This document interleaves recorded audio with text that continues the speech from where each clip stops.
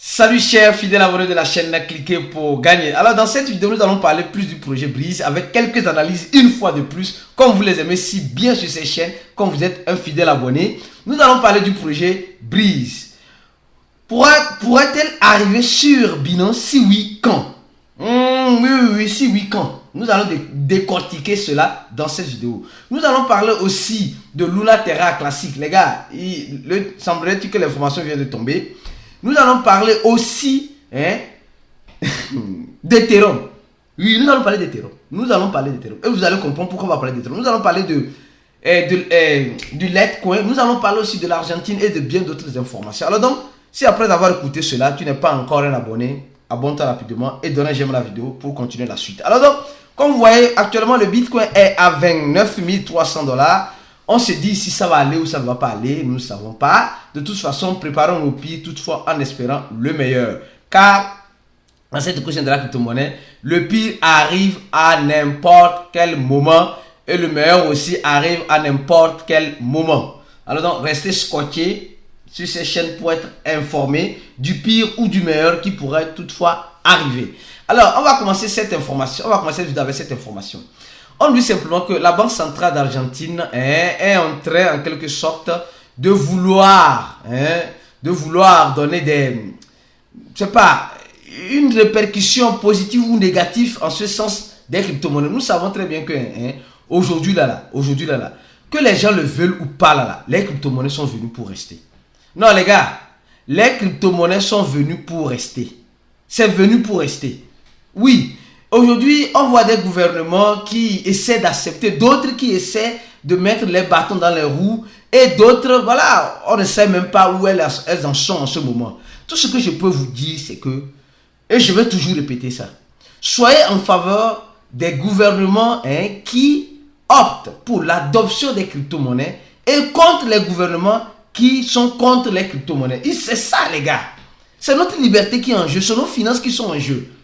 Ils nous ont blagué avec les banques. Aujourd'hui, ils veulent contrôler, ils veulent contrôler la seule chose que nous avons, notre liberté. Certes, même si ça semble être temporaire, mais on l'a un peu du moins pour le moment dans les crypto-monnaies.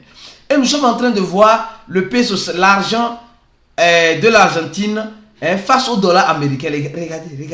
Regardez cette courbe-là. Vous allez me dire que le papier, l'argent papier là, c'est de l'or. Vous allez me dire que l'argent papier, regardez cette courbe-là, cette descente-là. Même si tu prends ton vélo, même tu descends comme ça. Ici, là, tu vas te casser la tête. Vous voyez, on se casse la tête avec ce genre de trucs. Mais avec les crypto-monnaies, nous sommes conscients que c'est comme cela. Mais il y a par moment, il y a des hauts. Oui. Et là, ça te donne le temps de ralentir un peu. Après, ça redescend. Après, ça remonte encore. Nous sommes conscients. Mais avec ça, on nous garantit beaucoup de choses. Après, on nous donne rien. Alors, deuxième information rapidement. Nous allons parler de cette information. Les gars, vous voyez très bien ce que je vois. Non? Vous voyez très bien ce que je vois. On nous dit dans cette information, on nous dit ici. On nous dit ceci, que nous sommes en train de voir que le fondateur de Luna Terra classique, oui, et il a fait quoi? Il a fui, il est parti à Monténégro, il a fui son ami procureur qui le cherchait depuis.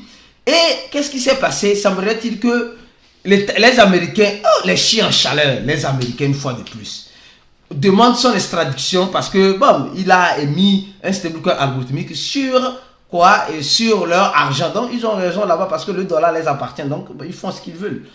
Mais, c'est pas ça l'information. L'information, c'est qu'on dit qu'il va prendre environ 40, il peut prendre 40 ans de prison et peut être extradé, on peut l'envoyer, extradé, en Corée du Sud, donc pas aux États-Unis, mais dans son pays d'origine. Et il pourra prendre 40 ans de prison parce que son ami procureur de la République de la Corée du Sud l'attend de pied ferme même à l'aéroport. Donc il pourrait aller en Corée du Sud, pas aux États-Unis. Parce que il semblerait que les Américains veulent aussi qu'il vienne aux États-Unis, mais il n'est pas américain. À ce que moi je sache, c'est quelqu'un de la Corée du Sud. Donc laissez la Corée du Sud laver son linge sale à la maison. Et les Américains, les chiens en chaleur qui veulent tous mettre leur bouche partout. Alors, je m'arrête là. Alors, maintenant, on va parler de cette information. Les gars, on dit ici, le Litecoin a atteint son niveau historique de transactions réalisées sur son réseau. Les gars, vous savez très bien que le Litecoin se prépare pour son halving. Et nous tous, nous savons l'impact que le halving sur une crypto-monnaie, mon frère, je suis sûr que tu sais déjà l'impact que ça aura. Si tu ne sais pas, nous t'invitons à venir t'inscrire grâce à ce lien qui se trouve juste en description de la vidéo de notre cours en ligne.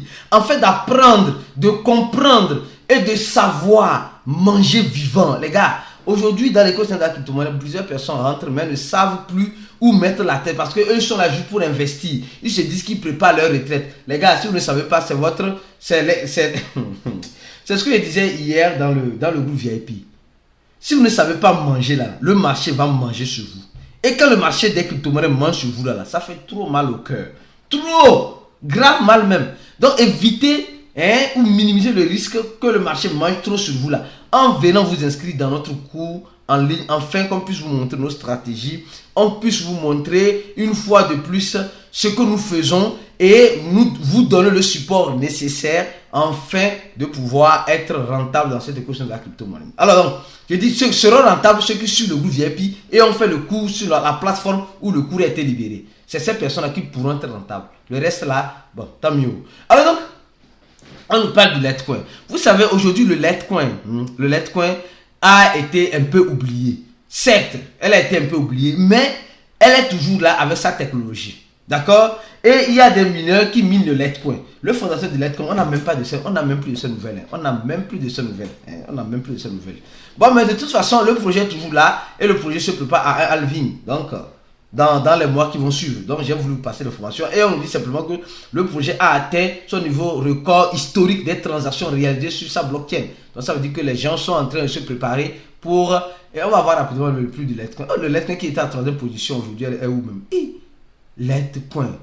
Oh, Litecoin, 13e position. 13e position, le Litecoin. Mais franchement, et vous voyez, la quantité de Litecoin qui est déjà en circulation, c'est déjà 87%. Donc, il n'y aura pas de Litecoin pour tout le monde. Donc, nous tous, nous savons très bien. Faites vos propres recherches. Ce n'est pas un conseil d'investissement, s'il vous plaît. Ce n'est pas un conseil d'investissement. Je profite aussi de l'occasion pour dire, ceux qui veulent faire le trading futur, ceux qui veulent prendre des positions sur le Litecoin, sur le PP, surtout en ce moment qui fait fureur, où nous allons maintenant parler d'une information importante sur le PP, pour que vous puissiez savoir à qui profitent tous ces chamboux. Voilà. Voilà, vous avez compris, non bien. Alors, maintenant, donc, si vous voulez faire le trading futur des meme coins ou des altcoins, je vous propose de faire cela sur l'échangeur MEXC Global en utilisant le lien de cliquer pour gagner qui se trouve juste en description de la vidéo. Nous sommes en train de préparer une surprise pour vous, uniquement pour la communauté. Cliquez pour gagner. Dans les jours à venir, vous serez informés. Alors, concernant l'Ethereum, les gars, d'abord, on va parler de PP. Nous savons que PP a été listé un peu partout. Et PP se trouve uniquement dans la blockchain de Ethereum. D'accord? PP se trouve uniquement dans la blockchain de Ethereum. Elle n'est pas dans d'autres blockchains. Si tu vas acheter PP sur une autre blockchain, alors tu as acheté un PP scam.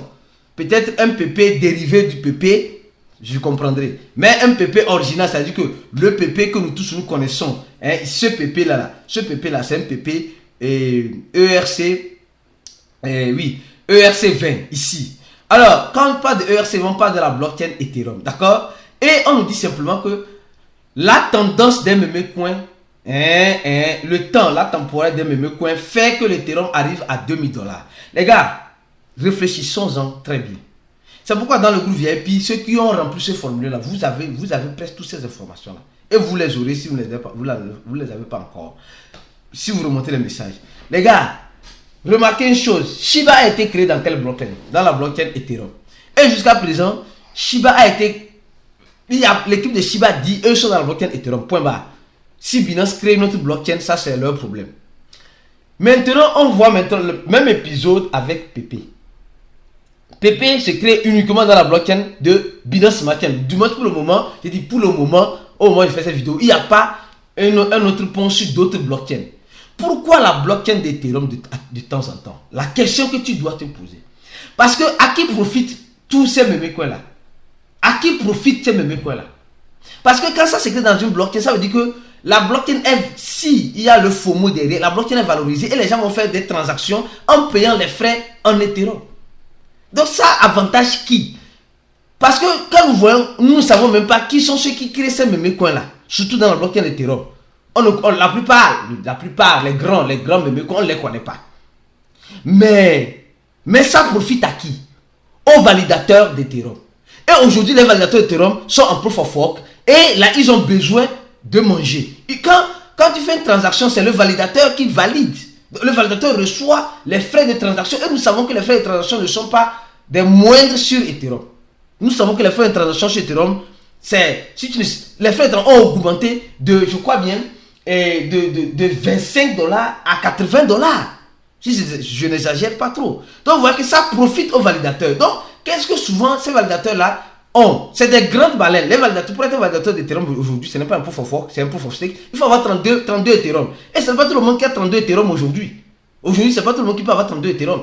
Et ces personnes-là, pour manger encore bien, ils peuvent créer des mémés coins sur la blockchain Ethereum et faire beaucoup de FOMO, mettre beaucoup de liquidités et mettre beaucoup de marketing derrière. Et quand le marketing est mis maintenant, les gens vont aller acheter sur la blockchain Ethereum et les gens vont faire des transactions. Et ça profite à qui? Ça profite aux validateurs et aux gens qui sont dans la blockchain, qui utilisent communément la blockchain Ethereum. Vous avez compris un peu l'analyse là? Alors, je suis sûr que tu as compris. Parce que si tu as oublié une chose, je te rappelle, tu as oublié de t'abonner. Tu as oublié de donner j'aime à la vidéo. Mon frère, ma soeur, aide-nous à avancer et après partage la vidéo si tu la juges importante et capitale. Maintenant, on va parler maintenant du projet. Oui, du projet Breeze, les gars. Oui. On va voir le prix du projet Breeze. Les gars, oui. Je vais parler du projet Breeze parce que vous devez savoir peut-être ce que vous ne savez pas. Oui. D'abord, en première position, nous sommes en train de voir que le projet Breeze est en train de sortir. Est sorti de la case de 200 dans son rang au niveau de la capitalisation du marché boursier et au niveau de son volume actuel. Au moment où j'ai fait cette vidéo, ils ont fait un volume de plus de 131%. Et au même moment, quand on a listé, il y avait un tweet là, quand on avait listé Flocu, il y avait un tweet que j'avais vu quelque part, mais ça c'était dans le groupe VIP. Les gens disaient clairement et simplement que nous sommes aussi en route. Et même, je ne sais pas si c'est un tweet officiel ou c'est pas officiel, mais de toute façon, nous voyons le projet Breeze qui ne cesse d'innover et qui ne cesse de nous donner des signaux.